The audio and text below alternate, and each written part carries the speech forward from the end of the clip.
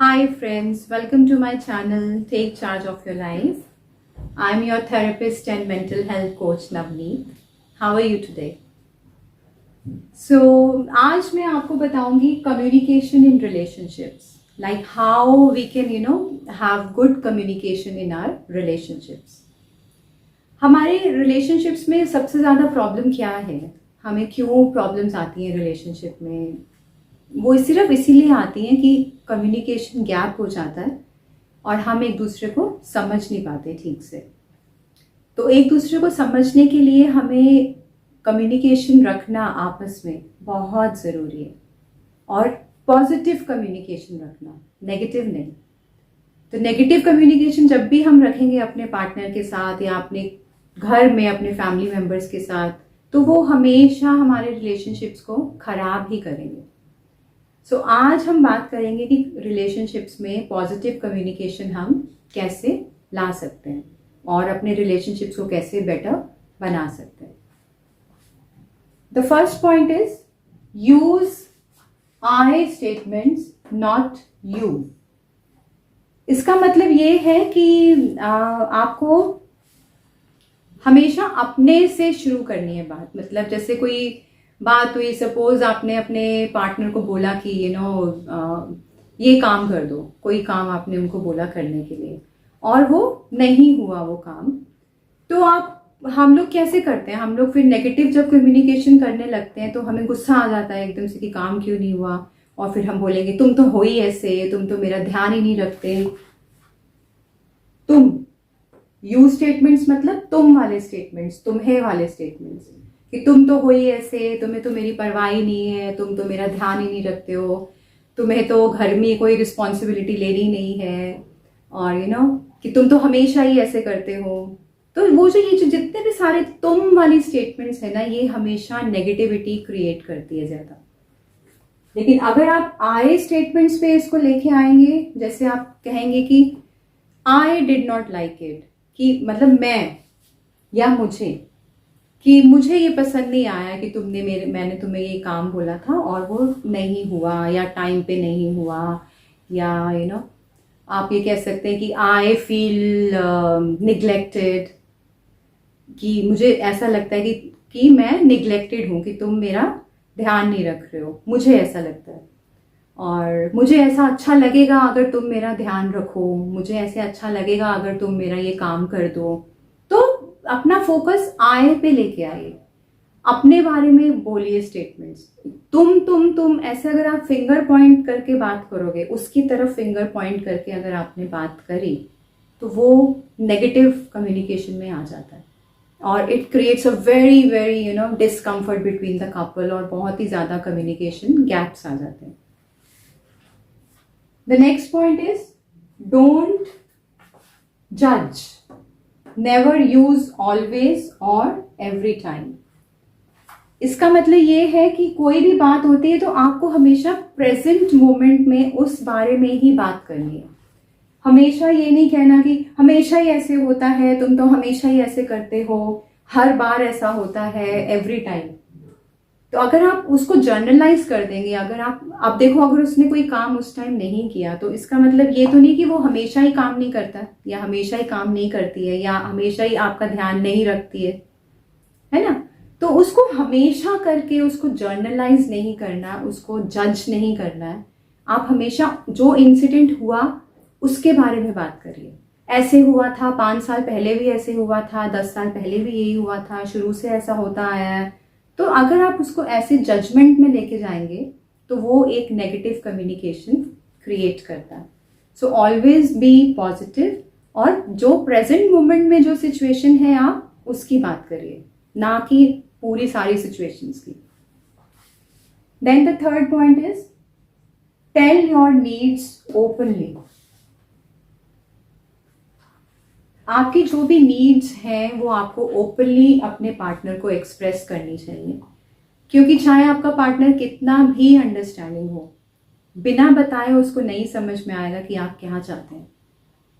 जैसा आप चाहते हैं, जिस लेवल का आप चाहते हैं, वो चीज़ आपको बताना पड़ेगा अपने पार्टनर को, बिकॉज वो अंतर्यामी नहीं है ना कि उसको सब कुछ खुद ही समझ में आ जाएगा। और शुरू शुरू में जब हम रिलेशनशिप्स में आते हैं हमें ये लगता है उसको तो ये समझना चाहिए, उसको तो ये पता होना चाहिए, बट ऐसा होता नहीं है.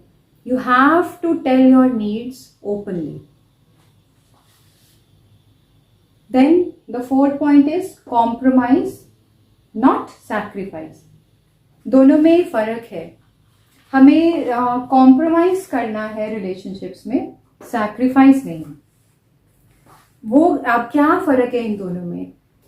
जैसे कि आप सपोज कि आपको कोई चीज़ अभी चाहिए थी या आपको ऐसा था कि भी आपको आज ही मूवी देखने जाना है, लेकिन आपके पार्टनर के पास टाइम नहीं है, तो उसने बोला कि चलो ठीक है we'll go after 3-4 days whatever, या जब टाइम मिलेगा हम तब चले जाएंगे. That is compromising. कि आप यहाँ पे कॉम्प्रोमाइज कर रहे हो कि आज नहीं हो रहा, चलो 3 दिन बाद हो जाएगा.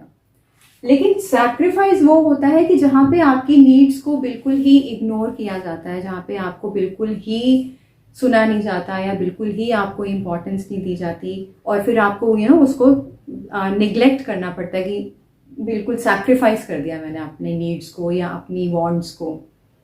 तो अगर आपका ये पैटर्न बन जाता है बार बार अपनी नीड्स को सैक्रिफाइस करना या अपनी डिमांड्स को सैक्रिफाइस करना, तो वो फिर एक बहुत ही ज़्यादा नेगेटिविटी क्रिएट करता है हमारे अंदर.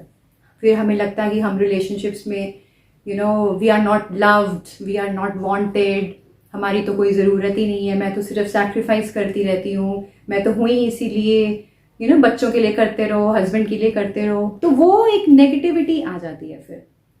तो इसलिए आपको सैक्रिफाइस नहीं करना है, आपको कॉम्प्रोमाइज करना है.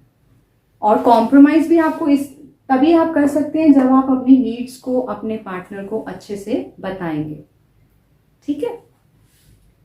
And the last point is positive way of communication. ये बहुत इंपॉर्टेंट है कि हमेशा एक पॉजिटिव वे में कम्युनिकेशन किया जाए. जैसे मैंने आपको यहाँ ऊपर भी बताया कि ये सब नेगेटिव स्टेटमेंट्स हैं. अगर आप तुम वाली स्टेटमेंट्स में जाते हो तो नेगेटिविटी है, जज करते हैं तो वो भी नेगेटिव पॉइंट है, और अगर आप सैक्रिफाइस कर रहे हैं तो वो भी नेगेटिव पॉइंट है. तो यहाँ पे आपको पॉजिटिव वे ऑफ कम्युनिकेशन रखना है. जैसे फॉर एग्जाम्पल अगर हम लोग जैसे ये कह देते हैं ना, ऐसा तो हो ही नहीं सकता, तुमसे तो ये होगा ही नहीं, तुम तो मेरा कभी ध्यान रखोगे ही नहीं, और हमारा रिलेशनशिप तो ऐसे ही रहने वाला है, ये तो ऐसे ही खराब हो जाएगा, इतना ये इमोशनल, इसमें बहुत टॉर्चर है इस रिलेशनशिप में. तो ऐसी जितनी भी नेगेटिव सिचुएशंस हैं या नेगेटिव आप स्टेटमेंट्स बोल रहे हो अपने रिलेशनशिप में, वो और ज़्यादा नेगेटिविटी क्रिएट करती हैं.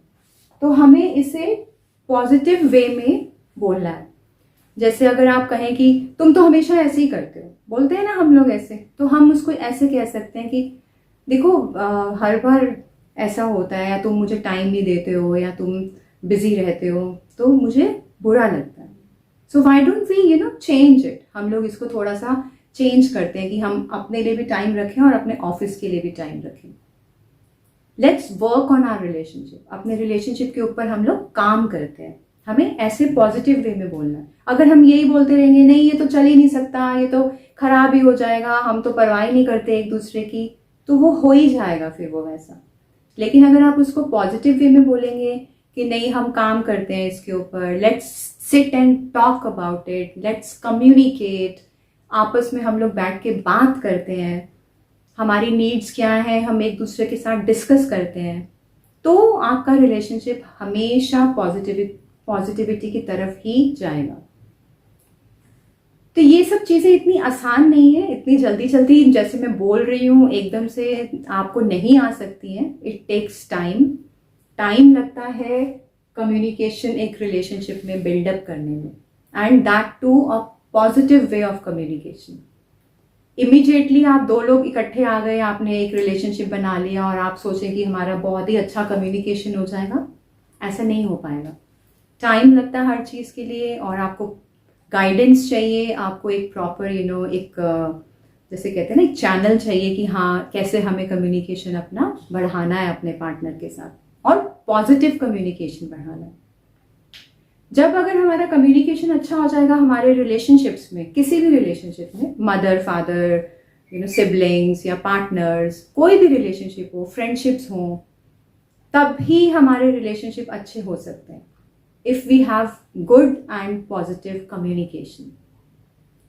Okay guys, so it's not that hard. आप सीख सकते हैं कि इफेक्टिव वे ऑफ कम्युनिकेशन क्या है और वो कैसे आप डेवलप कर सकते हैं.